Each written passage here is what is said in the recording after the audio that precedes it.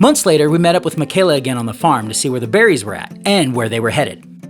You're on Sakuma Brothers Farms here in Skagit Valley. We're right outside of Burlington, Washington. These are Aurora blueberries, which is the late season variety for us. As you can see, there's still a little bit of red here on the bush, so we'll be picking these probably beginning next week. Although many of these blueberries will end up fresh or frozen in grocery stores here in America, some of them will hop on a plane and head all over the world. Historically, we've focused our exporting efforts on Southeast Asia.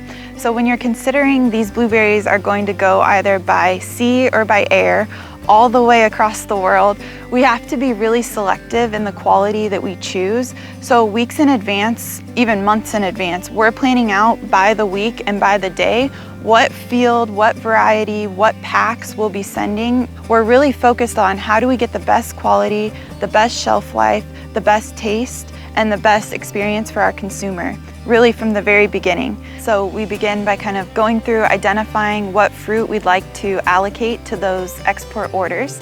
And then of course the fruit has to be harvested. The feeling that you have when you see that truck drive away and you know it's headed to the airport is a pretty great feeling and really exciting for all of us at Sakuma's. I think there's a real sense of pride as a Washingtonian knowing the rest of the world seeks our products and that the soils here are so incredible and the communities that agriculture creates are so valuable. There's so much pride in that, to think of the products that you might pass on the road or the farmer that you know down the street, that their products are going to other consumers outside of our country.